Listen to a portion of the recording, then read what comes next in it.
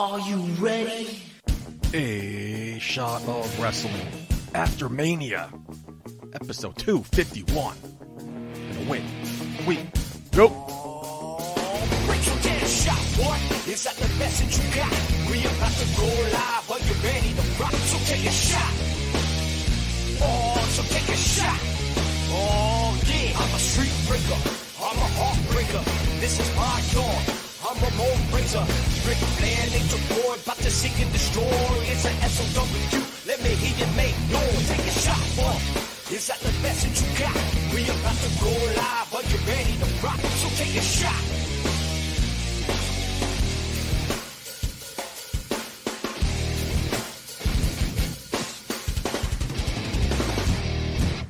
Hello, everybody, and welcome to A Shot of Wrestling Live after Mania. I'm joined by the snowflake John Bradshaw Layfield was talking about in his speech. Mark Schwann. Mark, what's going on, buddy? Wow. It sounds like you were practicing that intro. No, actually, it just came to me. I'm a natural. It just came to you? I'm a fucking natural. You know, if that's the truth right there, I'm going to give you credit. That was a good intro. What's up, everyone? It is me, your favorite actor, the Hollywood assassin, Mark Schwann. And we are joined by a third man today. You know it's a special show when you got Jimmy J on, baby. What's up? Whoa, guys, it's been way too long. Jesus. When was the last time I was on a Shot of Wrestling? I think you guys barred me after conversations we had. I think so. Did you tell him? No. I didn't tell him. Oh, well. Son of a bitch, you did. No wonder why you didn't call me back. No, dude. But you know, it's Mania. It's the big show. You got to have the big one on right here. Well, I don't know. Jimmy J, listen, shout out to Putty holding it down on this podcast. The only guy holding it down over here. Appreciate it. Thank you so much. About time I get some love on the show. Joey Sweet Cheeks is in the chat. What's up, Joey Sweet Cheeks? Jimmy J. Joey Sweet Cheeks. Joey says hi. What's up, buddy? Where's the chat? I got it. You guys can't see that. Oh, okay. It's a little too advanced for our technology. Yeah. I still got a flip phone, so I don't know. Yeah. Nah. All right, gentlemen. One of my favorite times of the year, WrestleMania. What you guys think? Did you guys watch both nights? Where you when you watched it? You guys go anywhere? Did you guys do anything? I stayed home personally for mine. But, dude, I enjoyed every second of it, man. I had some beers and just kick back and relax. What about you, Jimmy? It sounds like you may have had a more interesting one than I did. No, listen, man. I was home. I was trying to make it to Green Man's house, okay, for Mania, night 2, and it just never happened because night 1, listen, I haven't drank in a long time, had a couple beers, but I'm not talking about, regular beer like Coronas and Heineken. I'm talking about the IPAs. So Lagunitas and a little bit of Sierra Nevadas. And before you know it, Jimmy was knocked out, okay? And that was it. And he wasn't going anywhere. It was like Tyson just hit me in the right hand, and that was it. Next Jimmy day. J, the lightweight. Oh, yeah. Hey, listen, cheap date. I mean, ask my wife. Doesn't have to pay much. Jimmy, Joey wants to know, did Mark Schwann just say black belt? Because that's the thing. If you take a shot, if they Mark Schwann mentions he's a black belt. So listen, everywhere, Schwann always wants to make that known. I mean, you never know when it's going to be like a stalker or a rapist out there. He wants to make it known. Listen, he's a black belt, Taekwondo. I can't believe we're starting with this already. Are we really starting with this? Speaking of black belts, I got to just tell you. Gentlemen, cheers. We're going to start the show with a shot. Cheers. So, cheers. Got some water. Starting off hot. Not liking that. All right. Night 1 of WrestleMania. Awesome. Yes. I agree. From start to finish. What else can you say? It was the way they started the show, too, with the pre-show covering the crowds. I know they wanted to hold off on the crowd. That's why the Andre the Giant Memorial Battle Royal and all that stuff was on SmackDown. The big reveal, Vince on the stage, everybody on the stage with him. It was just goosebumps. Yeah, dude, I have to say that was a nice special feeling there for that. With Vince McMahon coming out with the whole crowd, with the whole roster out there, panning to the crowd. I gotta say, man, I knew I missed the crowd, but at that moment, I was like, wow, I really missed the crowd. Yeah, you did. The crowd. I'm sorry. Go ahead, buddy. No, go ahead. Yeah, listen, the crowd, man. I think that's what did it for me too. Like it's been a long time, over a year, that we've seen fans in the WWE arena, and then just having them there and hearing it, and you can now the difference. Okay, if you didn't know before, now you know the impact that the crowd makes at an event. Okay, it's just I don't know, adrenaline rush I got, and especially Vince coming out in the beginning too, and just addressing that, and then saying like he did at the original WrestleMania or WrestleMania 3, "Welcome to WrestleMania." That was nice. That was awesome, man. Did you notice too? I mean, like not only like obviously the wrestlers felt it, of course, but like I even feel like the crew kind of felt it. Like it did feel different watching it, even not even just hearing the noise, but even with the camera. You see the camera angles, like in the Thunderdome, it's obviously the closed quarters there. It's a little bit tighter, so are the camera angles. Here, like you got to feel for like this is a spectacle, this is a show. Oh yeah, Mark, I agree. I mean, it's Mania, man, and you know what? They did what they could last year at Mania with the cars that were on the table that they had in their hand, I guess for COVID. But this year they stepped it up.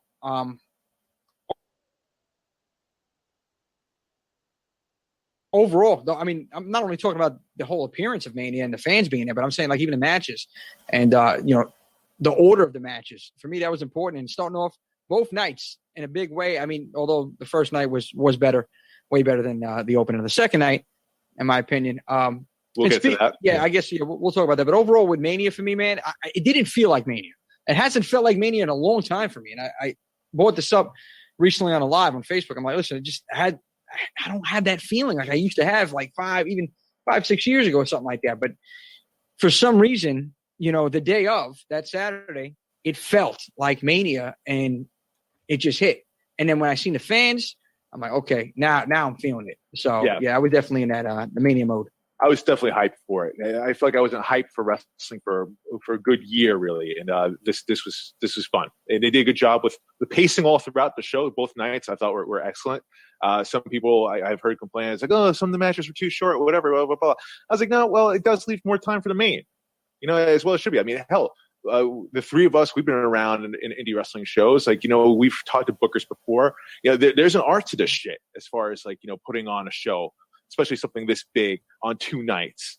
You really want to set the bar for the pacing. You want to give enough time for that main event to make that feel special. It's a main event for a reason. And well said. I mean, I was hyped.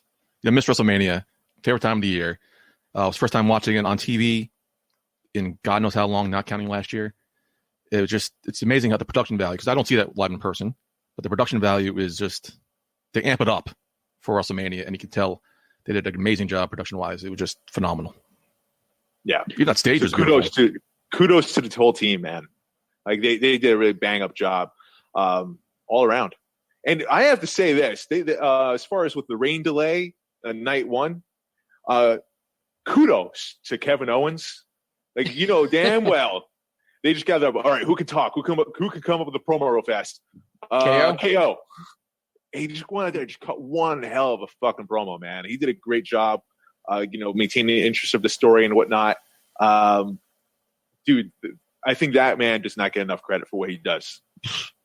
I agree with you, Mark. KO is underrated as hell. But, the fact is, to hold off a show, they did a great job with just throwing interviews out there and just, having things happen just to keep us like, I guess entertained for a couple of minutes till we get the show underway or whatever like that. But overall, to your point, KO, man, both nights, man. KO did it. Because of course, I mean, like they usually like to keep things scripted. They usually they'll hand them the script. They have to prepare it, whatever. But they didn't have time to do that. They didn't expect this. So there's not many people that are good on the mic. It went back to being old school to like riffing off the cuff. And how many people can do that anymore? That's the best way, man. I'm telling you, man. That's what they need to do. They need to let loose. I think they're starting to do it like little by little. We're seeing like sprinkles of it here and there. Some people, I think, get a little leeway. I think some people, but I don't think it's a whole lot. I think you could probably count in your hand how many people get that leeway in WWE. I agree. I agree with you, man. And I think KO is one of them, though. Yeah, it has to be. Sami Zayn, KO. I mean, both of those guys. I don't even know if Sami Zayn's getting that privilege, honestly. I mean, he does say some questionable things. Yeah. But I mean, after that one time when he dropped AEW's name on air live, I think they pulled the reins back real fast for that. Yeah, so we're like, okay, that's enough. Yeah. Cut his mic. No, but you know what it is, man? Like, it's been a crazy year for wrestling. And even like I'm segueing briefly. I know we had to get back on track, buddy. I know you're gonna take it over in a second. We got to lead right into Raw, baby. but listen, what I'm saying, like this whole year has been crazy because of COVID, and even myself, I lost interest in pro wrestling over this last year. Really? So many things happen in the business in general, man. And we're not even gonna get into that, but it just turned me off. And this was refreshing, honestly. WrestleMania, I mean, AEW is refreshing as it is. They've had fans in the stands for God knows how long already. But to see WWE do it now, it's like, okay, we're moving. It's a sign. We're moving in the right direction here. Okay. And I don't know. It feels right. And I'm starting to get back into the product, back into pro wrestling again, because again, I was turned off by everything, man. But real fast tonight, Monday Night Raw, are they back in the Thunderdome or did they have a crowd? No, it's Thunderdome. They won't have a crowd again until SummerSlam. God damn it. Oh, well, there goes that. I'm off. I'm turned off once again by pro wrestling, WWE at least. Well, I think that's a good segue then to go back to talk about the good times from last weekend. Putty, you want to take over? Started out with the WWE Championship. I think it was the first time WWE Championship was opened, WrestleMania. Bobby Lashley, Drew McIntyre. My opinion, what a great match. And not only a great match, but a great opening, strong opening to the show. It was amazing. Great job. I mean, coming off at that rain delay, that 45-minute rain delay, these guys were itching to get out there. And it was still raining during their match. I think they did a hell of a job. Great. I mean, these two guys together, we talked about it when they had a match a couple months ago, are amazing. Right. Now, I have to say one thing I wrote in my notes. Wow.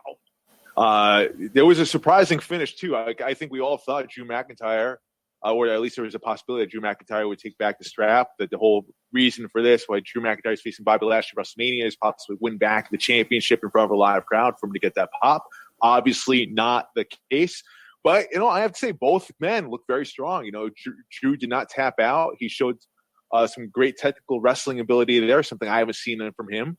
But, he passed out at the end there. And continue a storyline possibly. But, both men look very strong. It was a solid match. Yeah, I think the finish. Oh, go ahead, bud. No, go ahead. I'm saying, I think the finish of the match, people were talking about it, and it drew like some questions, like why, why would they have that kind of a finish? Like, I think Mick Foley commented on it. I love the finish.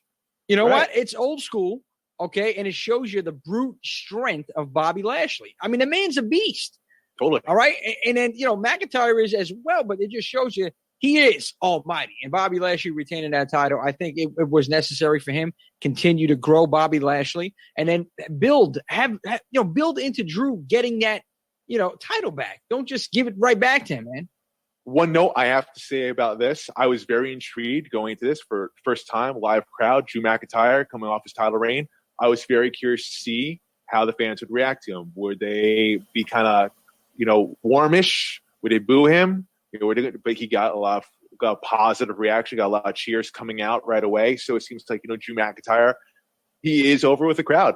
There's a lot of things, like, Chris Jericho, real fast, touch on this. Like, he brought it up on Stone Cold's podcast.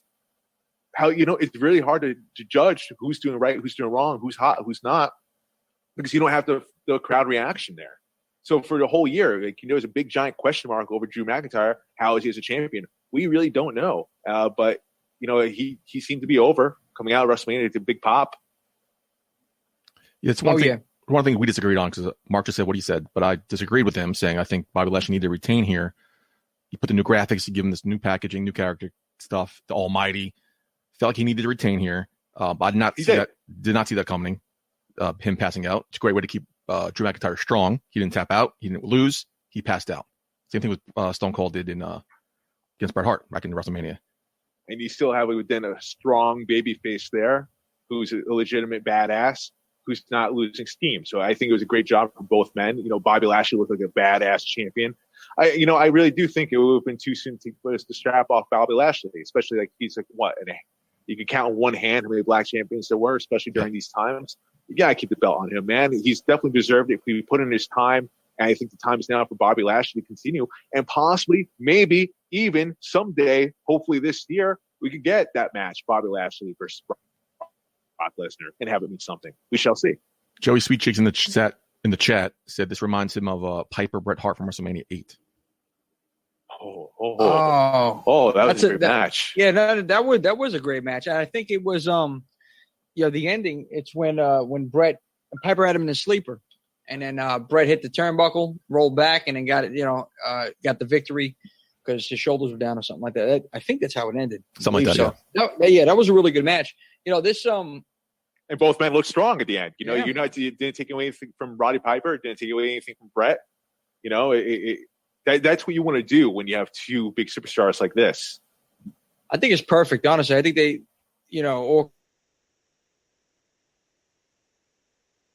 orchestrated this whole. The whole first night was perfect, actually, in my opinion. Lashley and Lesnar. To your point, Mark, I want to see these guys in a shoot fight, man. I want to see them put like a UFC. It sounds crazy. Have the world title on the line in like a UFC style match. What was that match? The NXT match that they had with Fight Pit. Ciampa and Thatcher. Fight Pit. The Fight Pit. Yeah, have them in that. I'm down for that.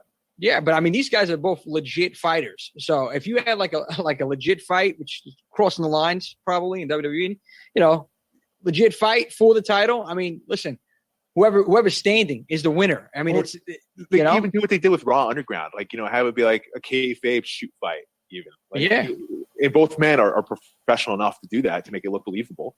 Yeah. So who knows? I mean, shit, they do it in boxing. You see that last Tyson fight? Anyway. Yeah. Match went 18 minutes, 20 seconds. So they just keeping track. So this is a live show, gentlemen, right? Yes. Yeah, we're on live, buddy. We're live, pal. An hour and a half ago, 5:00, I ordered dinner, and it never came. It's coming now. So you guys talk. I'll be right back. Oh, what'd you get? Did you get me nothing? Jesus. Do you want me to take over okay, he's gone. We're live, pal. We're live, pal. What are you doing? I'm going to take over I'm going to keep going because I don't know if Putty has a lot to say about this. The next match, the tag team turmoil, the women's match there. Oh, God. I have to say, man, and I love the women wrestlers. I think they do a fantastic job, but this division is hurting pretty bad. It didn't do them any justice there. I personally thought it was a shit show. It was sloppy. No one really looked good in that match. But, it's tough to say because, as Putty mentioned before, it was raining. We saw Mandy Rose slip on the way out, and she did. I think it was Tommy Dreamer that brought up the fact that, wrestling boots on a wet surface like that, it's like you're walking on ice. It's easy. It's very easy for them to slip and fall. So I don't necessarily know if that came to play for that match, if they had to change up some spots because of safety reasons. But, going into this match, the women's tag team division is weak. It's so weak. It's something we talk about a lot on the show. Yeah, we do talk about it a lot in the show, but the tag team turmoil match, it did nothing for any of them. I agree with you, Mark. Honestly, I mean, I said moments ago that, night one was like perfect. I guess from, the memories that I have from night one, this was not one of the memories. This was a bathroom break for me. With all due respect to that sucks. That sucks. That's like a throwback to when before the women's revolution happened. Yeah, and I with all due respect to them, honestly. And they're all fantastic competitors on their own. Yeah, they're all fantastic competitors. I was kind of hoping for a good match. It had a nice kind of steady build to it, so I was kind of expecting more. But we saw what we saw, and my screen kept going black. So I thought maybe something's going on with the storms. Oh, all these apparently there's a bunch of nip slips going around with Dana Brooke going around, and Carmella too. Whew. Rough night, ladies. Yeah, I mean, it was that match. It was a shit show all around. I don't know if the weather had something to do with it or not, but again, it didn't really help much. I'm on the verge of saying this tag team division, it needs to go. Dude, honestly, I don't know. And again, I personally don't think there should be a women's tag team division. That's my opinion. Give them a mid-card. Yes, that's what I think. I think there needs to be a mid-card title for the women, like a middleweight championship or something like that. I don't know. I'm not a fan of women's tag team wrestling. Because I love the one-on-one action. Not for nothing. Vince hates tag teams. It's horrible in the men's division even. Like, it's not a woman or man thing. Like, it's a tag team thing. Yeah, it's true. And it's more so of a Vince McMahon thing. He hates tag teams. So we're not seeing any love in the men's side of it. Now, all of a sudden, you introduce women titles for this too, and carry on the garbage in the women's side. listen, these are all fantastic performers. You're not doing them any justice. You're not carrying out any stories. You're just throwing these teams together. They're not getting in chemistry. They could all do a solid kick-ass job in a mid-card division. Yeah. And dude, we could really see their characters develop. Like, if they're singles competitors, as tag teams, like you said, Vince McMahon does not like tag teams in general. I mean, look, he throws teams together. All right, you and you, that's it. Boom. I mean, look at Bobby Roode and Ziggler. Like, personally, like, what? They're not like a tag team. Like, you look at again, we're talking WWE, but just example, AEW, look at their tag team division. Solid. Okay. Solid. Real tag teams. Impact. Solid. Yeah, Impact. I mean, come on, man. What?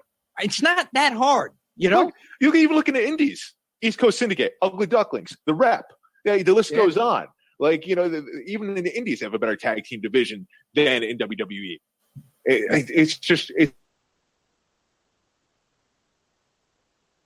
It's ridiculous, man. But, we do have a lot to go over here. I'm sure we could talk all day about this, but we should probably move on. When Vince announced the women's tag team titles were coming, we were just a Santa Claus that one time around Christmas. You guys were asking for it. So we're going to give it to you, women's tag team titles. Stephanie said the same thing. I'm like, who's asking for this? No one was asking about this. And again, I think I talked about this a couple times in the past. It's such a travesty that the only solid, legitimate, long-term tag team, the Iconics, was broken up. And then what do? You put both of those women into different random tag teams. Just keep them together or bring them back together. God. Right. Again, it was a rant I went on. I'm not going to set myself off again. But, man, breaking up the Iconics was the biggest mistake to that women's division, tag team division, I should say. I know. Yeah. Well, I think overall, man, it just tag team wrestling in WWE it's not that great. The fact is that we didn't even see the Raw or the SmackDown tag team championships defended on WrestleMania. Yeah, on Wrestle. I mean, come on, what is that saying? What is it saying? Vince just F the tag teams forgot about. Damn it, come on. But you look back in the day, look how many great tag teams there were back in the day. You think the Hart Foundation, Demolition, the list goes on.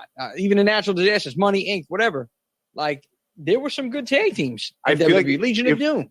If he got rid of those belts, if he got rid of the division, I feel like we'd miss it for a day or two, and then we'd move on. Yeah, that's what I think at this point. We wouldn't even notice it. You're probably right, man. It's not good. Or do what we talked about it a while ago too. Bring them down to NXT. Let the NXT tag team women's division, which actually has solid tag teams, do something with we're talking about all tag teams now. We're not even just talking about women. Like, now we're just talking about the tag. Yeah, it's men to women. It doesn't even matter. And you speak of tag teams. Okay, look at the next match. Here's a prime example: Cesaro and Seth Rollins. Cesaro as a singles competitor. I mean, did you see what he did in that match? That was a fantastic match. I couldn't wait to get to talk about this match. I feel like this match sneakily stole the show night one. It was great back and forth action there between both men.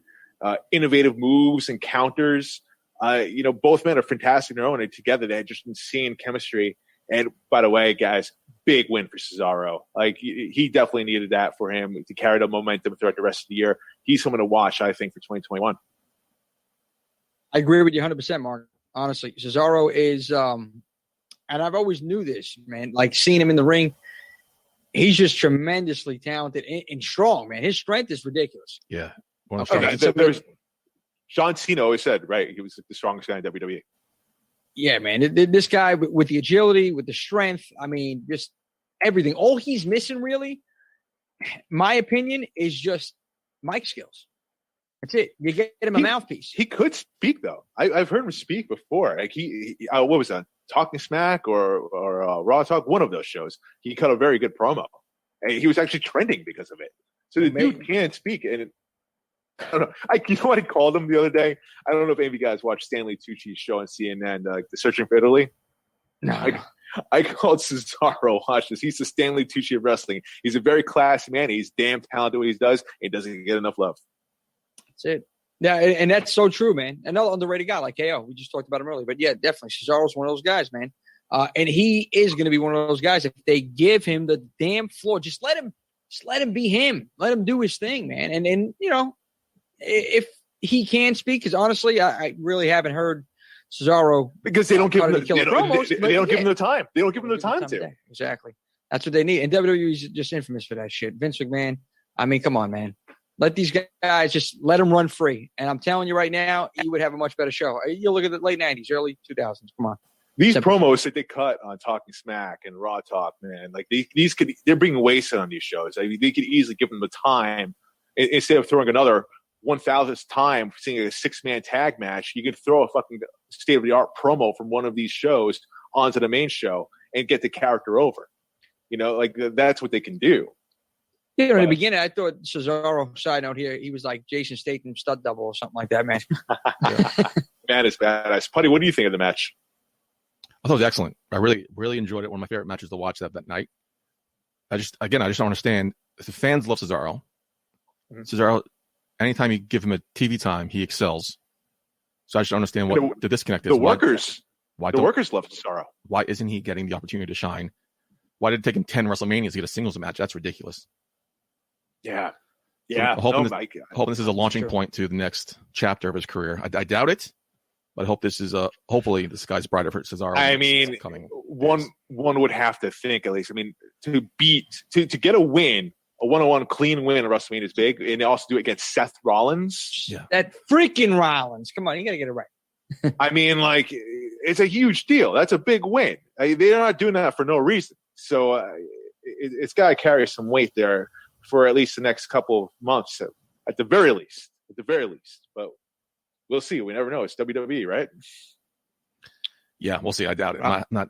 My hopes aren't too high for Cesaro's future in that company. But listen, I'm treating WWE like I am with the Jets. I have my arms folded. I'm hoping for the best, but I expect the worst quite a bit. Jets, oh God Almighty!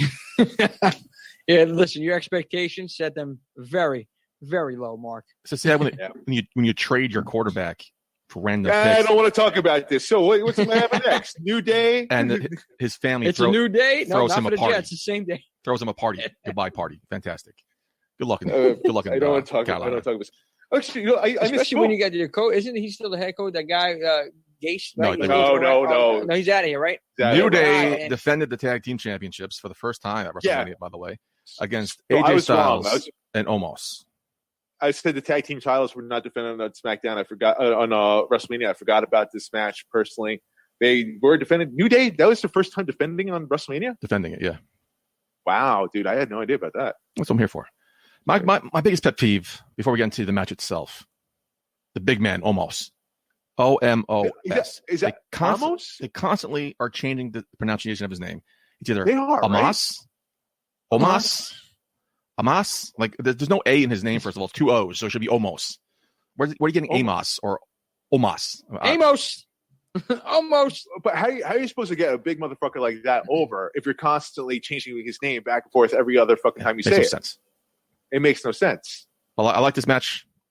I like how the big man started out and they got AJ Styles to come in. They kind of duped him there. And it was just, I thought, an entertaining match. It wasn't the best match I've seen on the night, but it was entertaining. The phenomenal forearm off the shoulders of Omos. No, I thought it was some good spots. New Day can't do no wrong anyway, and it was just I thought it was a really good match, actually. Surprisingly good match.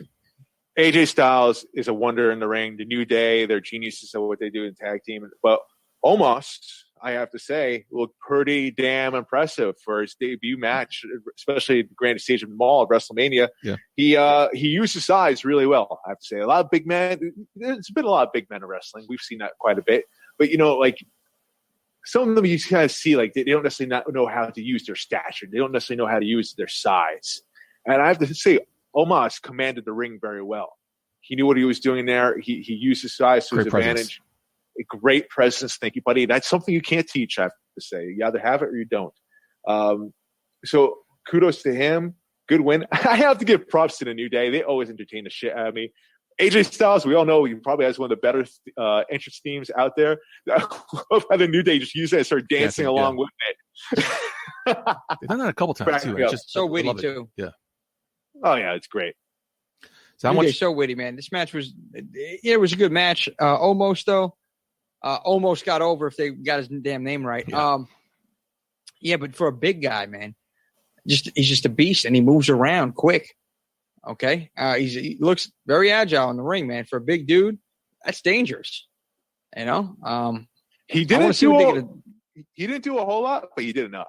No, yeah, he did enough. But I'm saying, like, even just seeing him, how he moves in general, it's just you can tell the guy's athletic for a big dude. Again, dangerous, man. I mean, I want to see what they're going to do with him, and ultimately, obviously, we're going to hopefully. Let me just say, hopefully, there's WWE, Vince. I don't know.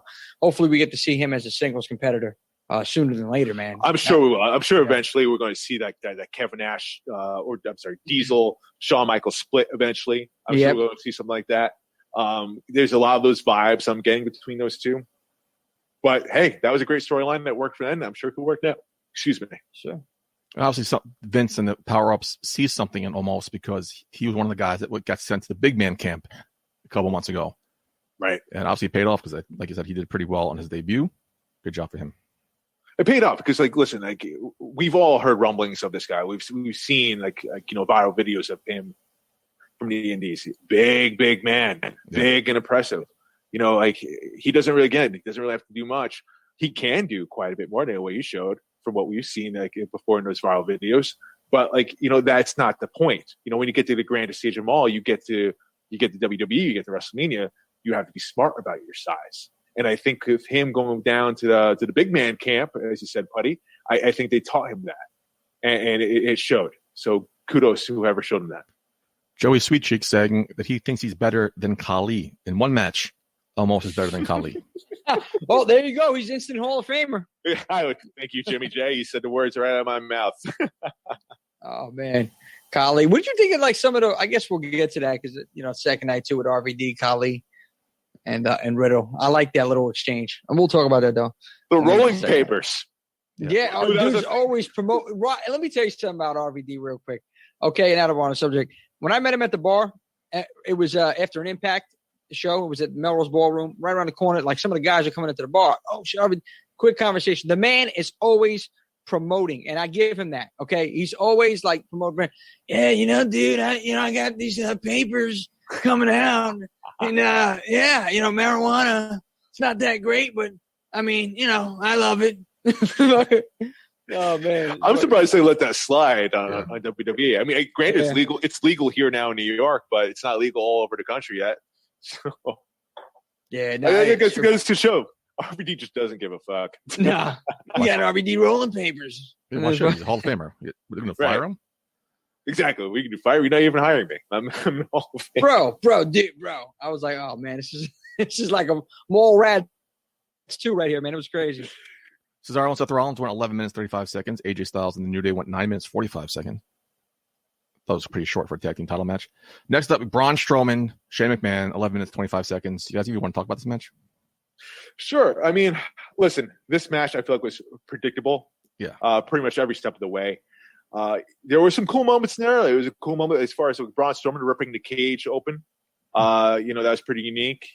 And the choke slam from the top of the cage, pretty impressive. I mean, we all knew Shane McMahon was going to take some sort of crazy bump. Yeah, too. And of course, there it was right there. I personally thought that maybe there was a chance Shane McMahon could possibly win, but I was like, hey, there's no fucking way. I mean, this is all Braun Strowman right away, and interference, everything about this was predicted, but They made the most of the storyline. They did what they did. Solid job. I didn't hate it. I didn't love it, but it was there. It happened. Yeah. it happened. Steel cage. That's it. That's the attraction. This was the attraction match. It was steel cage, and it was what it was, and you knew what you were getting, and you got what you knew that you knew you were going to get. So say that fast 5 times. Anyway, either way, Shane was going off the top. He was going to do some crazy shit, and he did. And it's not the craziest thing Shane done, but no, it's not. But he's also getting older, so exactly. Like, how much more is he going to really do? That was probably the safest bump that he's ever taken from the top. Yeah, a little hip toss, I think it was, or something like that off the top. But yeah, he did the flip. So right. Either way, man, it was what it was. It was cool to see it. You knew Braun was going to win and beat the bully, and it was what it was. Yeah. No, I'm also glad they're not going to extend the storyline. It looks like. I mean, it was a very clear, obvious, short-term rivalry there. I just think it's crazy. This the only second time that we've ever seen. Yeah, I was going to say that. Cage match at WrestleMania. Surprising. That's crazy.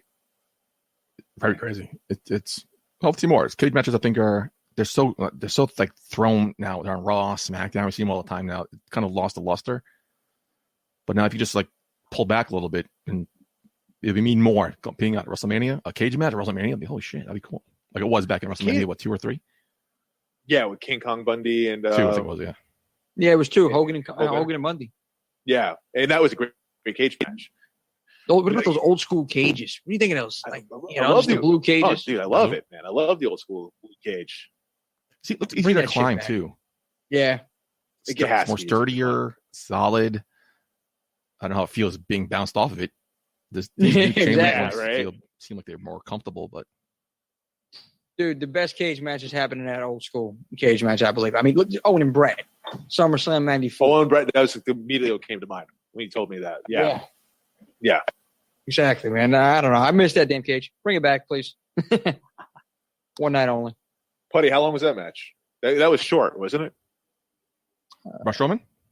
Yeah, it was 11 minutes, 25 seconds. Longer than the New Day match. Fell shorter than that. Does that count the entrance too? Or no, bell to bell.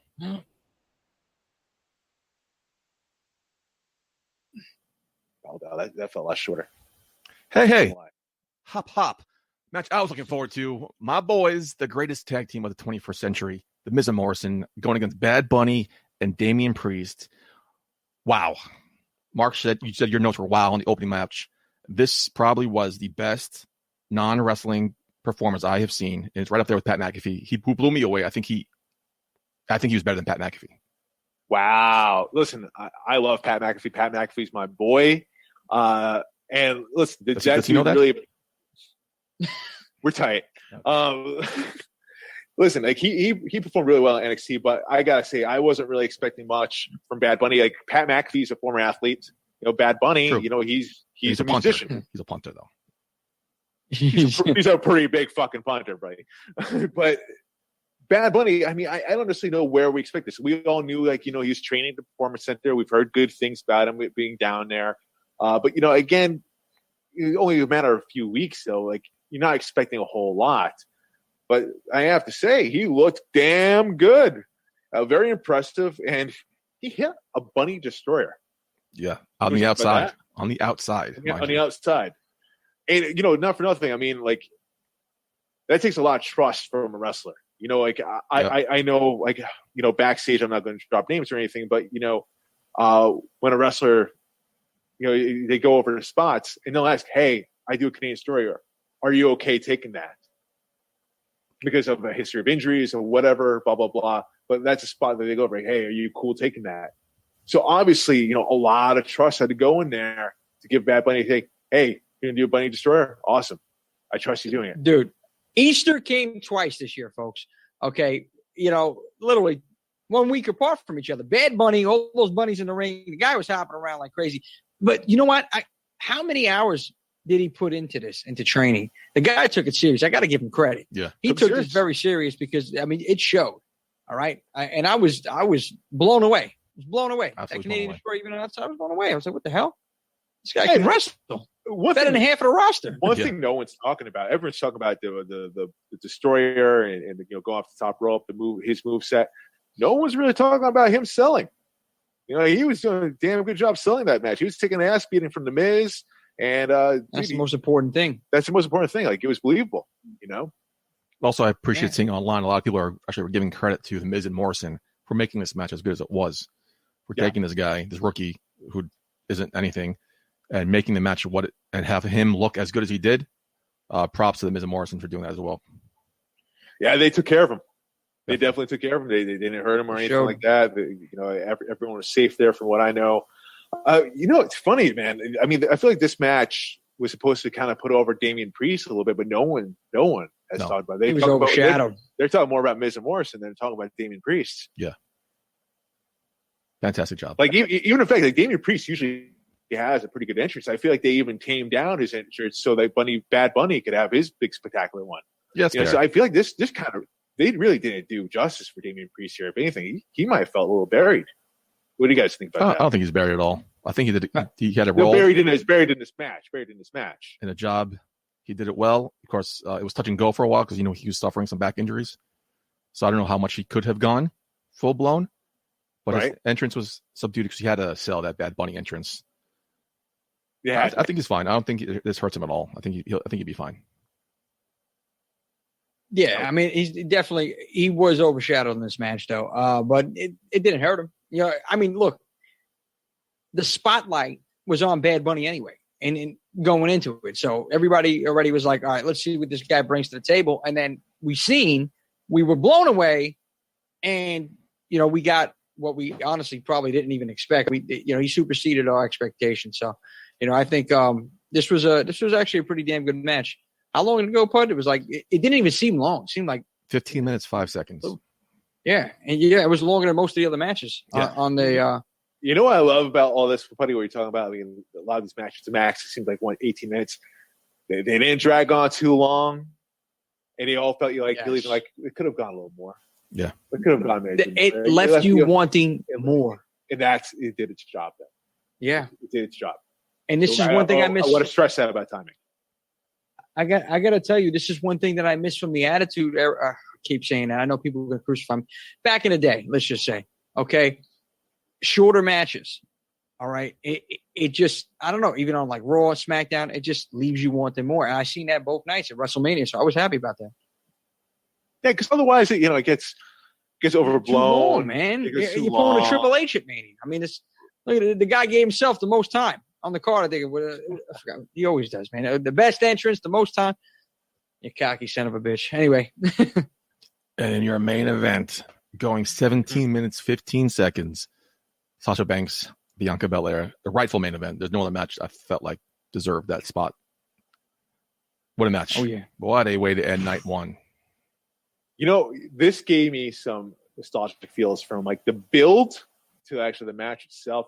It kind of reminded me in a way of Shawn Michaels, Bret Hart, the WrestleMania with the Iron Man match.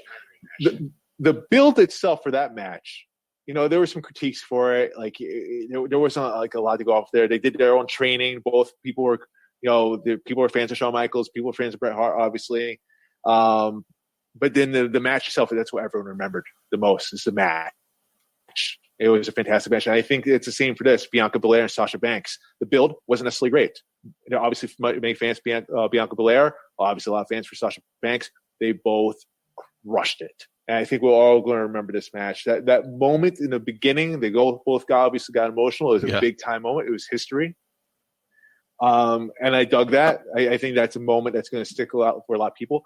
I even saw on Twitter, a little black girl who was dressing like Bianca Belair and felt that moment of hope. Maybe that's a potential future WWE superstar down the road, because representation in my eyes, they do matter.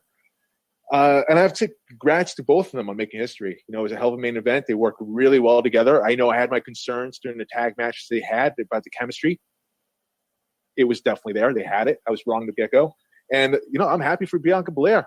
She crushed it, man. And it was a big win. Dude, I got to tell you, man, this match was incredible from beginning to end. She did crush it, Mark. I mean, you touched on a lot of points that I was going to touch on, but I got to tell you, man, like I know Sasha can go. I know Bianca can go. And I was really looking forward to this one. And to see what they actually did in the ring, it was, again, superseded my expectations. And, history was made in multiple ways in this match.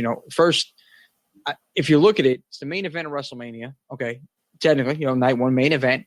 Two African-American females in that main event. And that's huge. I don't think that was done before. If I'm mistaken, you can correct me on that. No, it's never been done before. And then Bianca rightfully getting that title. And, you could see that emotion. Like, people win the championships, like different championships. Okay, great. You see that emotion. But I don't know. With Bianca, I feel it, man. Just like when she won the Rumble. I mean, you've seen it right in the ring. The emotion, it's there. And even when she won the championship this night, I mean, it was incredible, man. And I knew it was going to happen. It's her time. It's definitely her time. You saw Sasha Banks' reaction on the outside. She was just elated, almost in tears, watching her celebrating the victory. Is amazing. I thought that was a really cool moment. I wouldn't touch on that, but I knew Putty. I had a feeling you were going to say that too. I mean, obviously, it was that big of a moment where, like, you have two professionals there that, they have a job to do, but they couldn't help but feel that moment. because we were all feeling it, man, in our own way. And it was cool to see Sasha Banks, selling her injuries, but yet have that moment of pride. Like, yeah, we did a good job. So that was night one. What was your favorite match of the night? I have to say Sasha Banks, Bianca Belair. That's my favorite. That was my favorite match all around. I think that was a damn near perfect main event. I still not for nothing. I am happy for Bianca Belair. That's legit. But there are still some concerns. Did it give her this belt a little too soon? We shall see. I think she could do a fine job as champion, but we're going to find out. I'm with you on that, Mark, though. Honestly, this was my favorite match of the night. Belair, Banks, just delivering, man. I could see this being like a real rivalry. Like, I could see it now. Belair, Banks, 2, boom, main event. Like these women, man, these women. It reminds I look at the women's division and it's strong. WWE has a strong women's division, singles, not tag team. But Sasha was holding it down with Charlotte for a long time. While everybody was still developing their characters, getting in swinging things, we started seeing some people come up from NXT. But now I see that chemistry with her and Belair, the same chemistry Sasha had with Charlotte. Okay. And, that's why it's like, okay, wow. Now we got some real competitors here. I mean, the same thing goes like, underrated Asuka, night 2. She's an incredible athlete, man. Asuka, you have Rhea Ripley as well. I mean, we have a lot of women that are great singles competitors. And that's what, it makes it exciting, man. When you see a match like this, it's just like, in my eyes, after this, I wanted more. I'm like, okay, they got to keep this storyline going. They could. This match was fire, man. They easily could. Yeah, 100%, man. This definitely stole the show first night. Green Man into the chat room. He thinks Cesaro and Rollins was his favorite match. Not hard to argue that. Dude, that was up there for me too. I'm not gonna lie. That was second on my list. Yeah, that was an amazing match. Joey Sweet Cheek thinks the only thing missing in that match was the black belt. Oh, black belt. Take a shot, take a shot, gentlemen.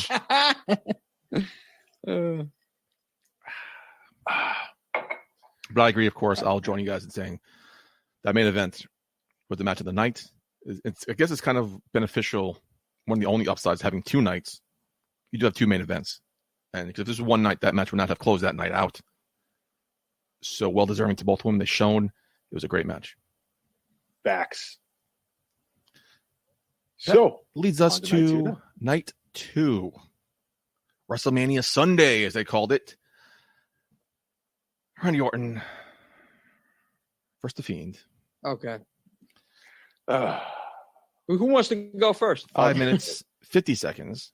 We talked about it a week or 2 ago, Mark, how I think that this burned zombie-like Fiend is kind of pigeonholed here because after this feud with Randy Orton, where they go? You can't have this zombie, burned alive, crisp monster feuding with random other people for random things. Well, apparently someone listened, Mark, because he walked down a tunnel and he came back to normal. Like no explanation, no why. Like he didn't like. I thought maybe he should peel everything off, peel the burnt flesh off. I feel like it was it was a cool creative touch that they did. It was a little CGI there. Maybe he went to like a pool or like a river, comes out like Ra's al Ghul comes out over, and it's just he just walked in. He's back to normal. Oh, okay, great. Oh, okay. Yeah. I don't know, man. He's supernatural. He did like he transformed himself. Whatever. I think that's fun. It's really hard to do wrong with supernatural shit, and like I bought that, and I thought that was a nice little touch, and I'm glad they did that because we did touch on that. Like it's gonna be a little awkward if he's burnt alive throughout the rest of his career. Listen, I was fine with that. The entrance, I was more fine with. I thought that was a sick entrance. Jimmy J, I know you're a horror fan, so I'm sure you dug that as well. Yeah. But I have to say, what the fuck with that ending, man? What the fuck? I get it, but at the same time, I don't. Hey, I'll give a plus to Alexa Bliss. She looked freaky as all hell. Again, what the fuck? But like at the same time, interest to see what happens next with her with that. But like, I don't know. Did she turn on the Fiend? Is she Sister Abigail now? I think she might be Sister Abigail in that case. But the match did fall flat. I get again what they're trying to do, but as you mentioned, Putty, the match itself was 5 minutes. If you're going to beat Bray Wyatt, the Fiend, with one RKO, give him a little bit more damage. Let this match go a little bit further, and then have that moment with Alexa Bliss. It just, I'm a little disappointed. I'm actually very disappointed with the way how this match came out to be. But again, I'm not going to lie. If I don't have a lot of intrigue to see what happens next with Alexa Bliss. Night 2, I went to Green Man's house to watch this, right? And he actually kind of made an interesting point. I'll tell you, Mark, because you're a big story guy. I said, Bray Wyatt loses this match. I'm totally giving up. I remember you said that. Yeah. I remember you said that. Why? It just ruined him. But Green Man was saying how, he lost, but wins and losses, do they really matter here? It's more about the storytelling. Now I'm curious to see what's happening next. Do you think him losing here will hurt Bray Wyatt as much as I thought it would? I feel like, if they want a little bit more back and forth, if Bray Wyatt took more of a beating, like I feel like that Bray Wyatt, there was not enough damage done to him. For him to take one RKO and that the 1, 2, 3, I feel like does kind of hurt him as far as like in the ring goes. Yes, granted, he was distracted by Alexa Bliss. What the fuck's going on here? No one seems to know. But I don't know, man. I'm not buying the ending. I feel like that does kind of hurt. And you know me, I'm a big Fiend guy. I'm a big Bray Wyatt fan, but I do feel like that kind of hurts his momentum going forward. Yes, a lot of intrigue to see what happens next. Hopefully, the story itself is better than when Bray Wyatt in the ring right now. Not to question his ability, but it's just more like I guess more on your level, Putty. I mean, like, can this guy go? What's going on here, dude? Okay, all right. So the match you said was 5 minutes and 50 seconds. The match is probably 3 minutes because the entrance, was. So this is Bella Bella. Putty's talking about Bella Bella. I got you. I know.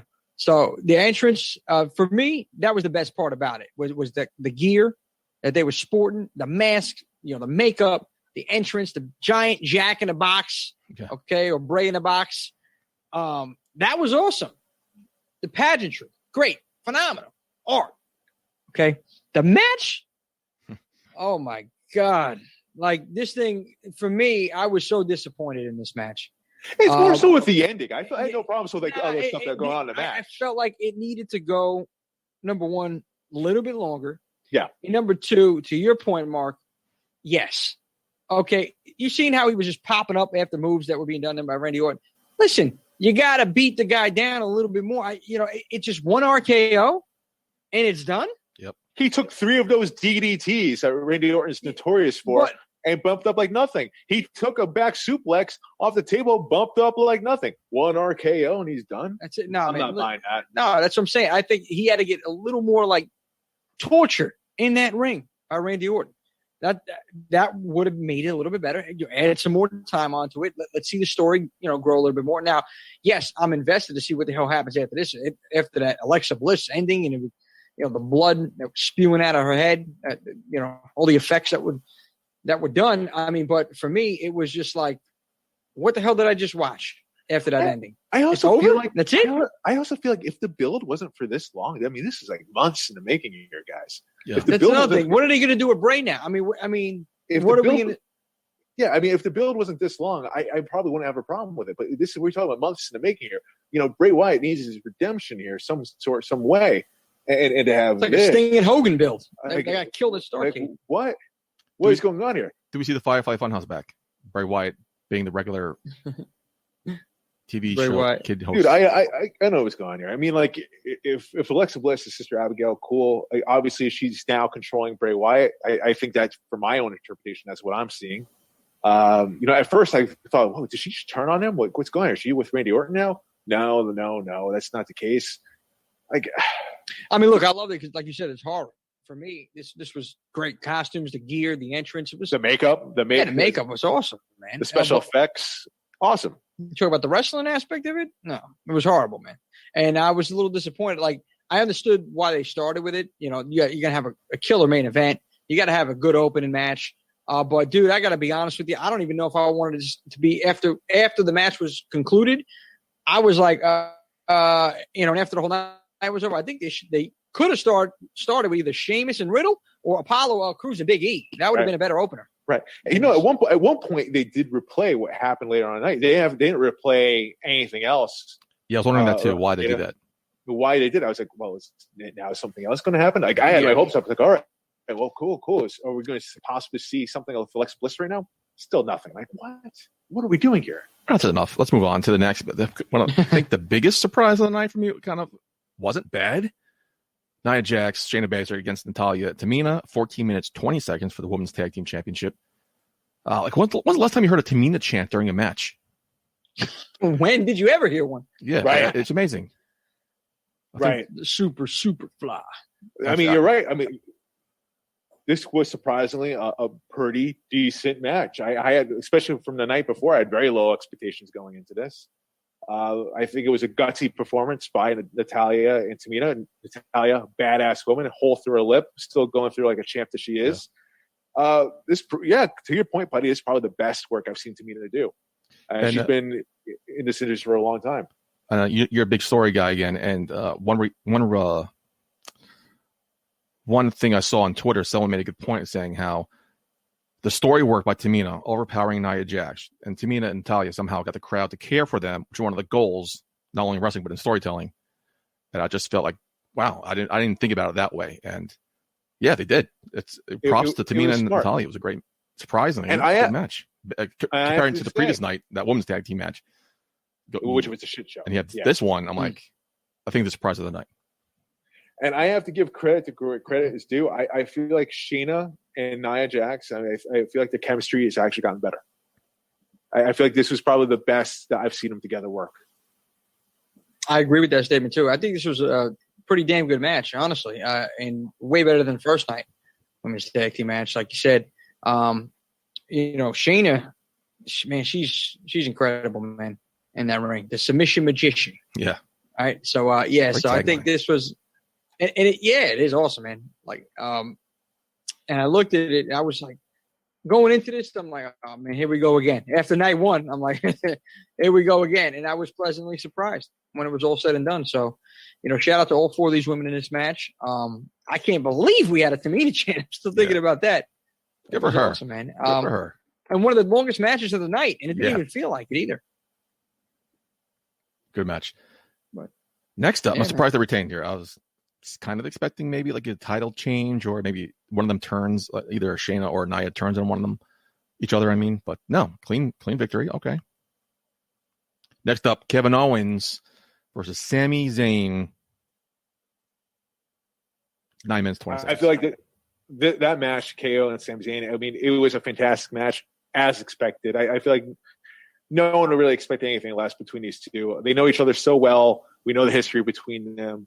I could watch them fight all night long personally, but the match did feel a little short. But like again, when do you leave more for it? And I have to say, moment I hate Logan Paul, and see him get done. Yeah, exactly. That snapmare stunner. Yeah. Oh man, what was the point of him being there? Just because he's Logan Paul and his name and he's just like I think he said something. Okay. I think he said something on social media, and I think WWE pounced on it. Whatever. That part I got, but like him being there, because he didn't do anything. He didn't interfere. He didn't cost. He didn't have any physicality during the match. It was just he was just basically there to get stunned at the end of the match. Yep. Okay. Listen, I think WWE understands. Paycheck. A lot of people. There's a lot of people following. There's also a lot of people that don't like this guy. So if somebody needed, I got to tell you, this match. Okay. First of all, it's like you have a barbecue, right? And what Zayn and Owens did was they threw lighter fluid, okay, on the fucking charcoal, and they lit that son of a bitch up because they turned up the heat in this match. From this point on, it just got crazy the rest of the night. Okay, but this match was incredible, man. And I thought that they had a call. I even tweeted this type of like they had to call Steve Austin's neck surgeon because, God damn it, Kevin Owens' neck. Yeah, he got dropped on his neck more times than I've ever seen anybody get dropped on the neck. I'm surprised the man wasn't paralyzed. Okay, the first on that ring apron. Okay, that was suplex or I forgot exactly what it was on that apron, man. That was brutal, man. That's hard surface, and you guys know this, okay, as well. So I mean, goddamn. And then off the top rope, I mean, the man kept getting dropped on his neck. I mean, Zayn too. But these guys know each other. I mean, they're friends for God knows how long. So you know that this was going to be a good match. They have the chemistry there. I already expected this. And they delivered, man. And that whole Logan Paul thing, him just sightseeing, whatever. You know, I was more invested in the match that they had over there. You know, Logan Paul getting stunned was just an added bonus. That little snapmare stunner KO did, man. But yeah, he's really picking it up with that stunner, man. Yeah. KO. I got props behind him. Props to these lifelong friends. Probably dream was to have a one-on-one match at WrestleMania, and here we are. So good for them. And they came out and they delivered. And credit again, going back to KO's promo from night one. Talking about, he's right. I mean, like, they've competed all over the world in the Indies. They were told, obviously, they get Jim Cornette, like, hey, you'll never make it to the main stage. Both of you will never make it. And here they are. They had one hell of a match at WrestleMania. Gentlemen, it is currently 7:30 on the East Coast. We are 30 minutes away to Raw. So let's pick up the pace a little bit. Let's get into the United States Championship match. Sheamus against Riddle. Thoughts? Another great match. Yeah. Sorry to cut you off, Mark. I'm just thinking about, like, this is another good match. These guys, I mean, very physical, man. And that's what you get with Sheamus. That's what you get with Riddle. I mean, this match, again, it just, after seeing Owens and Zayn and then seeing this, it's like, how could you top? I mean, obviously, we were going to see it get topped in the main event, but I'm like, okay, let's see what these guys, they just topped that match. Sheamus and Riddle did. I thought it was great, man. And then, we have new United States champion, Sheamus. What do you guys think? What did you think of it? 10 minutes, 50 seconds, by the way. Almost 11 minutes. I have to say, like, I think it's no secret here. I am not a fan of Matt Riddle. I actually really don't like him at all. Come on, bro. I have to say this is a fantastic job by both men. Sheamus, he may have saved Riddle's life there from that one botch from top rope. I thought for a second, like, wow, we were going to see someone die. Strength of Sheamus, wow. Kudos to Sheamus on that. But, fantastic job by Sheamus. I have to say, I think this is the best I've seen from Sheamus as well. Like, this past whole year leading up to this point. Phenomenal shape, great look. I feel the guy has never aged. And they had a decent match. It was a great finish. Innovative bro kick, by the way. And congrats to Sheamus, man. I think it's well-deserved. He's been definitely putting into work, as you can see. I know, Putty, you feel a certain way about Sheamus. It's funny. Like, I hate Riddle. You hate Sheamus. Yeah, but I have personal reasons to hate Sheamus. Like, we have beef. You have beef? What happened? It's a long story. I'll get off air. But they show the replay of that bro kick, and you see the heel of his boot go right into Riddle's mouth. Didn't mind that one bit. It's like, damn. Yeah, all the shit he's talking. Bang, there it goes. And I expected Sheamus to win. Sheamus has done he's been stepping it up. He's done a lot of great in-ring work in the last couple of months, like Mark just said. So I expected him to win here, as he should.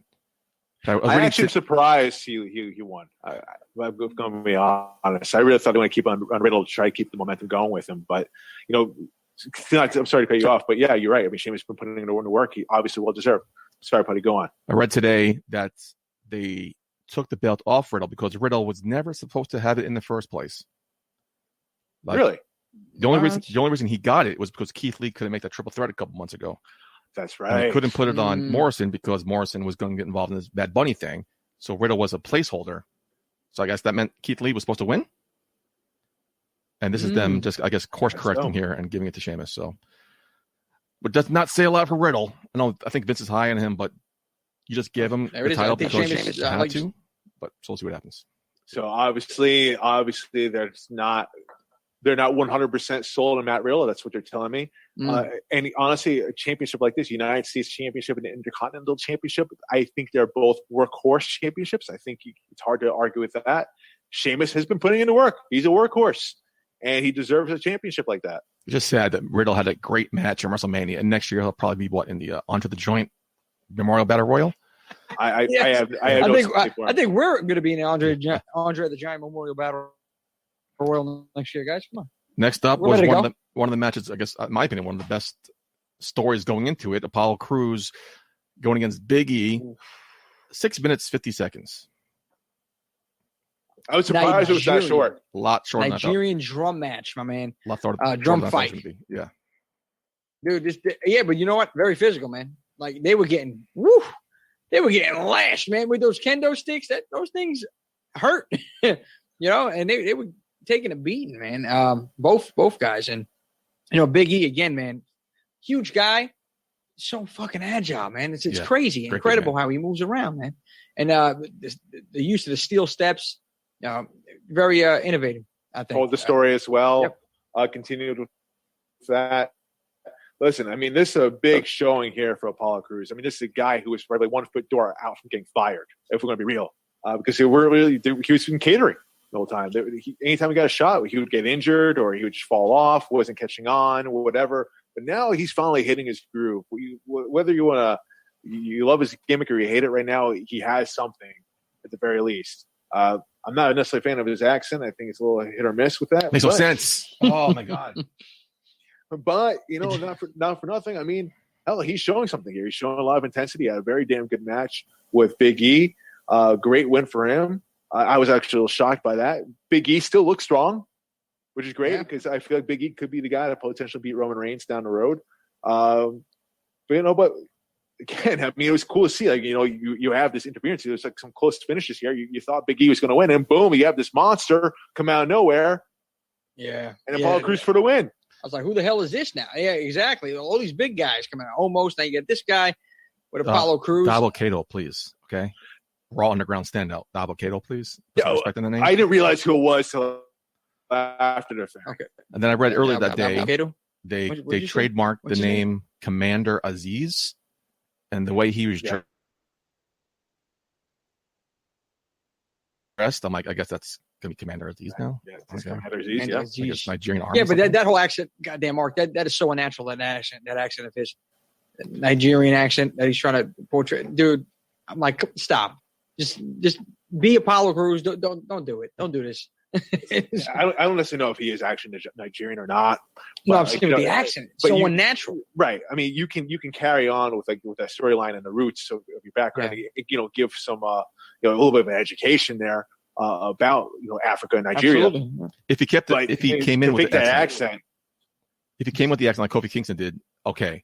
But he was cutting a promo. He did the accent as he was talking as his grandfather, because his grandfather had the accent because his grandfather was from Nigeria royalty. The next week he kept the accent for some fucking reason. No, that's stupid. It doesn't make any sense, man. We all know it is not how you really talk. Yeah, and Be natural.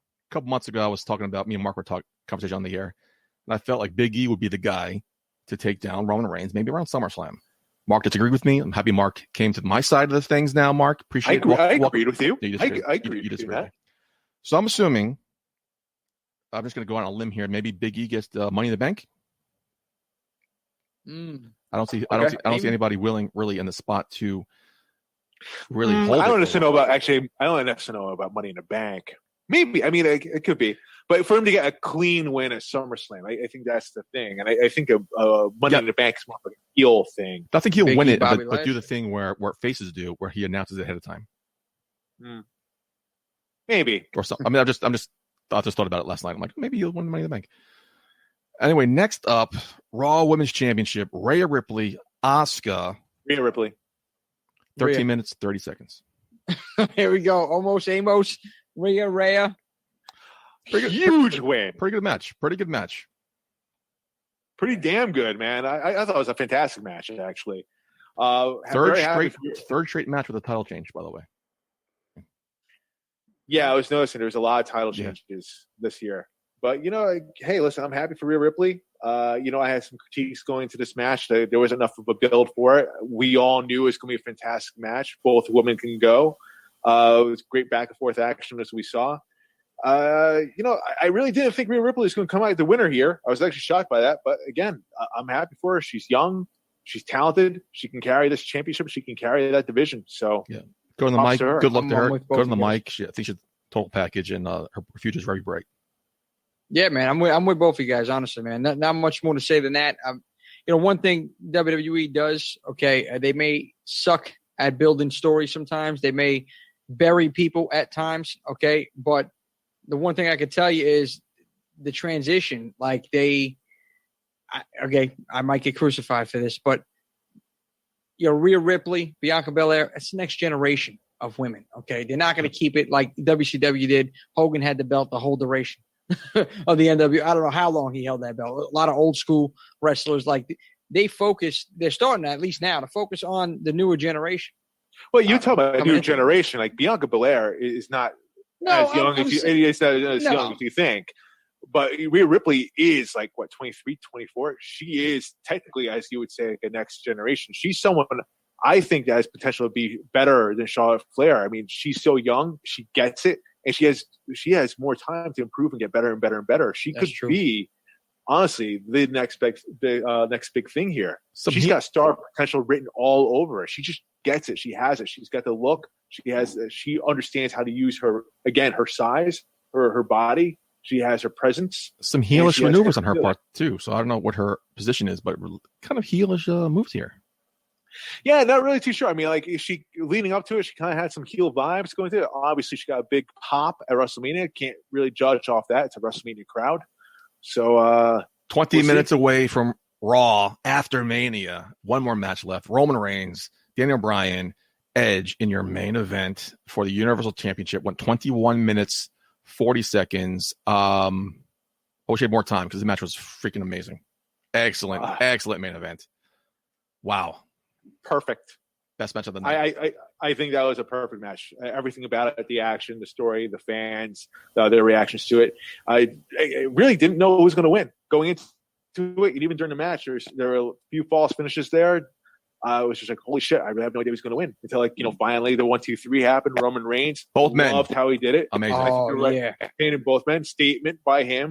And honestly, in my opinion, as much as I am a fan of Edge, I wouldn't have minded to see him win. I think the rightful person did win here in this match with Roman Reigns. So you had all three of these guys here. Now, Roman Reigns, he was getting shoved down our throats for how long as a babyface? Years. The man turns heel. Phenomenal. That's the best thing that they could have done with him. This is the best Roman Reigns we've ever seen. Yes, ever. And I'm actually a fan of Roman now, which is crazy because I never was. But especially with Paul Heyman by his side. The head of the table. Okay, showed you why he's daddy. Showed you why he's the head of the table. Took over, won this match, pinned both guys, like you said, made that statement. Now, going into it, you're right, Mark. I had no idea who could have won this match because, like, Edge cut a hell of a promo, okay, on SmackDown. Regardless what you said, Green Man, still a hell of a promo. Fuck you, Green Man. No, but what I'm saying is, like, I'm like, damn, you know what? Edge, this comeback story. Shit, he might have a shot at winning this. Oh, well, wait, this might be Daniel Bryan's last WrestleMania. Is it going to be WrestleMania? Daniel Bryan might win this now. And I was like, oh, man, I really, honestly, and WWE hasn't done this for God knows how long, that often, okay? It actually makes you go into the match not knowing who's going to be, the winner. Everything's so predictable. So this was a blessing. This was the best match of both nights, in my opinion. What was great about this these guys match. tore down the house. And triple threats, sometimes they can get sloppy. What did you say? No, continue. We're here. Oh, no. That's what I was like. I thought you asked me something. When you say, buddy, you got something to say? No, messing with you, bud. Just triple threat matches can get sloppy, but they kept the structure here, and it just was well done, man. It reminded me of WrestleMania 20 with Shawn Michaels, Benoit, who? His name, and Triple H. So, yeah, all right, say what you want about him. The man was incredible in the ring. So, it's just think about triple threat matches. Crazy, man. Someone always this was awesome. Someone always steps up and outshines the other two men. I think all three men stepped up their games. All three men are amazing on the same par here. It was a great main event. There were some really great moments in there too. Like, when Edge had the cross face on with the pipe in Roman Reigns' mouth, and then Daniel Bryan comes in and puts the yes lock at the same time. That was a great visual right there. Both men headbutting each other, to try and get the rightful submission. You try to get Roman Reigns tap. I think that's an image there that stays with you. Not only visual, Roman Reigns, audio for too. First time. Audio, yeah. Because there's like you let go, you let go. No, you let go, and they start headbutting each other. It's great. Yeah, exactly. Roman Reigns, he's about to power bomb Daniel Bryan through the table for the first time ever. You gain those crowd reactions. You gain the wrestler. Feed into the reaction. Smart move by Roman Reigns, by the way. Really taking his time there, owning the crowd, letting them have their moment, and then boom, power bombing their beloved Daniel Bryan through the table and getting even more heat. Loved every second of that. Some great moments in there. Classic match by all three men. I would say the best. This is the most important win of Roman Reigns' career, and I think this is the best one. I agree with you, Mark. Not only did he powerbomb Daniel Bryan through the table, but then he had Edge come out of nowhere and spear him off the steps. I'm like, wow. Boom. And that was another fantastic moment there. And was it Edge or Roman Reigns? Someone was about to tap out, and then they caught the hand. Daniel Bryan catching the hand. It was great. Great match. Yeah. I expected a lot, and they delivered. I think this is going to go down as a classic. Oh, 100%, man. Like I said, it reminded me of that WrestleMania 20, but I think honestly it was better than WrestleMania 20 main event. Yeah. Yeah. Because going into this, man, I had no idea who was going to come out victorious, but I loved how it ended. Roman looked stronger than he's ever looked. And he needed to. Yeah, he did. He really did. And that's why, in my eyes, I didn't know who was going to win, but I'm like, if Roman doesn't win here, what do they do with him? That's what I was thinking. Where does it go from here? 15 minutes till Raw. So it's WrestleMania in a nutshell. I thought it was great. Yep. Great job both nights. I thought night 2 was a little better than night 1. Surprisingly, I love night 1. And I'll just give props to WWE, the main roster, because I was not expecting much after those great 2 nights of Stand and Deliver of NXT. And they delivered, too. It was great 4 nights of wrestling. It was great week. WrestleMania week, fantastic. It was a fantastic week for wrestling, I have to say, all around. And, props to our friends in the Indies, for doing their thing down in Tampa. A lot of shows down social media. You guys are crushing it. Much love, Darius Carter, representing BCW down there as well. Faye Jackson, I know she announced her retirement. Still had the Battle Royal, the Gray Sweats Battle Royal over there. I really hope it's not necessarily true that she's fully done from wrestling, but if that's the case, much love to her. I have a couple of great sweatpants. I didn't get invites, so maybe mine got lost in the mail. I mean, whatever. Oh man, yeah, great week overall for wrestling, man. And like I told you, it didn't feel like Mania until that Saturday, and then after it was all said and done, I'm like, wow, this was a pretty damn good week, for wrestling. And I'm back in it again, man. I'm back in the swing of things. I want to see what happens tonight on Raw after Mania. Yeah, guys, I want to thank you all also for having me on, today. I haven't been on God knows how long. You banned me, but I'm back.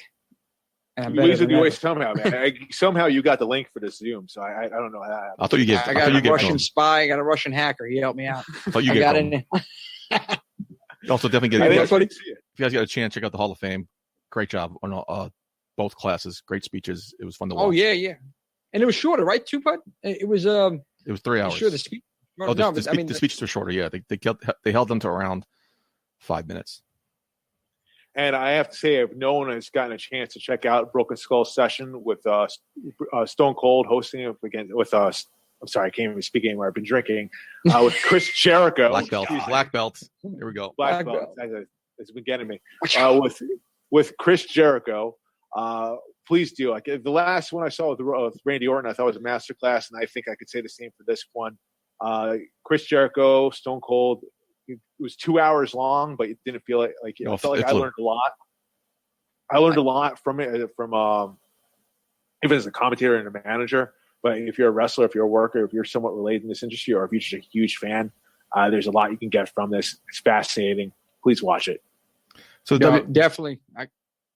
Go ahead, wrap it up. Sorry, buddy. So definitely, Mark. Yeah, I'm definitely going to take a look at this one. I was interested in seeing that. I was surprised that Jericho was going to be on there. Surprised too, man. They went right into it, talked about AEW, which I was surprised. Jesus Christ. Showed the championship belt and everything. So, it was big, and they acknowledged that, and then they got into Chris Jericho's history. And I have to say, I have to give props to Stone Cold. I find this very fascinating. So I watched the Randy Orton one not too long ago, and I watched this one yesterday with Jericho. Stone Cold, the way how he analyzes clips, the way how he analyzes the footage, it reminds me of Tony Romo when he breaks down a play in football. It's in that same level. It's like, holy shit, man, you pick up a lot of shit there. My wife, who's not even a wrestling fan, she's watching. Wow, that's fascinating. He's got a point. Yeah, like he showed a clip he showed a clip of WrestleMania 19, them hugging, then Jericho, Shawn Michaels hugging, then he kicks him in the nuts, and then Shawn Michaels collapses in his arms, and Jericho's still hugging him. And the way he just broke it down, I love watching Stone Cold, the way he breaks things down and analyzes stuff. It's best interview I've seen. He's incredible, man. That's why I call it. That's why I call it masterclass, and on Stone Cold's end and his guests' end as well. Again, even his USA talk show, Straight Up Steve Austin, you guys got a chance to check that out. Hell yeah. And I was wondering too. I woke up Sunday morning and I was like, WWE Network here is always on. There's something constantly on WWE Network. You can tune into WWE Network and watch live, and something's on. That's not how Peacock works. Peacock is streaming. You pick what you want to watch, and you watch it. So I was wondering, well, is the Chris Jericho thing going to be released after WrestleMania? Like, what time is going to be released? Because they're more on a time schedule. So then I found out it was released before WrestleMania. So definitely it was a great way to lead into WrestleMania watching Chris Jericho against Stone Cold Steve Austin. Definitely check it out if you get a chance. Again, it's 2 hours, but it flies by. It was awesome. Yeah, it really does not feel like 2 hours at all. If anything, it actually does, in a way, leave you wanting more. Same thing with Undertaker. And Undertaker came Austin, back. let me tell you something. So I wonder if we'll see another Jericho appearance. Great conversations. Austin has these great conversations with everybody, man. Like you said, he just breaks things down. And this is his – I think he found what he's supposed to be doing after wrestling, man. Yeah. I mean, he talked about it so many times. Like, I don't know how to leave the business. And, so many different things he tried. I think this is it right here. That's what he needs to be doing. He's a fantastic interviewer because, like, it's nice and chill. He breaks out the shots. They're drinking beer or whatever. But, he does a fantastic job as far as making the guests feel comfortable. And Jimmy J, you interview people as well as I do. So you know what it's like, for guests, you want to make them feel comfortable. You want them to feel comfortable enough to be open, to be able to talk about anything and have that level of trust. And Stone Cold has that the way I haven't necessarily seen since Howard Stern, as far as his interview ability to make people talk about things they wouldn't necessarily talk about in other interviews. Abel thinks he's better than makes him feel comfortable. Abel thinks he's better than Stone Cold in interviews. Oh, here we go. Go Green Man. Green Man. Shout out to the Green Man. But anyway, we are 9 minutes away from the biggest Raw of the year. Raw after Mania. Call-ups, debuts, returns. Can't wait. So let's wrap things up. Jimmy, where can people find you on social media? Oh, God, don't even ask me that question. There's so many links. No, honestly, man. We got to fix that, Jimmy. Yeah. No, we definitely, Mark. I'm going to need your help on that. Just at jimmyj.ent on Instagram. On Twitter, it's at JHAGG719. That's pretty much simple, man. Facebook, just look me up. If I don't like you, I'm not going to have you on there. And so if you're listening to this, you got to find me. And if I know who you are, maybe then I had you as a friend. I don't know. You still doing that horror podcast? Yeah, I'm still doing that as well. You can check us out. Actually, we have just added, thanks to my co-host, which is really the host. I mean, he's the brains behind the operation. Shout out to Brian. South Jersey Jason. You can find us at horror.365 on Instagram. A lot of different people we interviewed, man, in the horror community. So producers and actors, actresses. This week coming out on Patreon exclusive is going to be Lauren Marie Taylor. She played in Friday the 13th Part 2, and she was also in the soap opera Loving and in the original Neighbors movie in 1981. 8 minutes to Raw. Hurry up. Come on. That's it, buddy. Listen, you guys are the best. Honestly, I miss you guys. Shadow Wrestling, the team, my first team that I was a part of. Honestly, because it was always me doing my own thing, and you guys gave me an opportunity. Specifically, originally, Green Man, so I got to give him a shout out for that. And of course, you guys welcome me 7 minutes into the family. Yes, we're counting down. I know we are. And blast off, Raw's about to begin, buddy. Anyway, but thank you all. Thank you for having me on. I appreciate it. Buddy, you are the host. Appreciate okay, it. you are the host with the most. You should come back more often. I like getting love in it instead of getting shat on by this guy. No, dude, listen, because you deserve it. Goddamn, you holding the show. You fucking glue this operation here. We have 7 minutes, and I have my shit to plug. Can we? No, forget about it. Mark wants to roll on a goddamn carpet now. We're not doing this again. Your favorite actor.com. We got along this whole episode, and we're about to start fighting now. Oh, this is great. The reindeerflu.com is play. I don't know. Anyway, it's been a great week. Your favorite actor.com. Ladies and gentlemen, I have my virtual play coming out April 25th. Yada. I'll have my website out. Come for that. So be on the lookout for that as well, even though what these two schmucks are saying. April 25th, The Little Dog Laugh will premiere. So my dinner that came an hour and a half late and it's been sitting there for an hour and a half is probably cold. So I'm going to go heat it up, eat, get ready for Raw after Mania. Gentlemen, thank you for joining us tonight. Thank you for listening and taking part in the chat, listening along live. And can't wait till next year. Mania in Dallas. Hopefully see you guys there. Oh, yeah. I might be there. We are now officially at 5 minutes till Raw. So 5 minutes. Yep. I won't be here next week, Mark. So the show is all marked, so you guys can skip next week. I am But not until- doing that. Yeah, tell me that. I told you. It's breaking news, guys. No, it's not. I told you for the last 4 weeks I cannot do the show after Mania, and you said, "Okay, I'll we're figure taking a something week out." off. I said We're not taking the week off. We can't. We're taking a week off. We can't take the week off. I can't. I can't Just take no it days off. That's it. No days off. I can't do the show. Somebody, but Jimmy The J. show's all Jimmy J. Jimmy J will do the show because we need the show after Mania. Anyways, I've been your host at Mugga J Putty. Until next time, enjoy Raw. Putty out. Hey, baby, I hear the bell ringing, hip tosses and body slams. Oh, my. And maybe you seem a bit confused. Yeah, baby, but I got you pinned. Ha, ha, ha, ha. But I don't know what to do when I see them with that golden case. They're cashing it in. Authority all in my face. What is a man to do? Good night, everybody.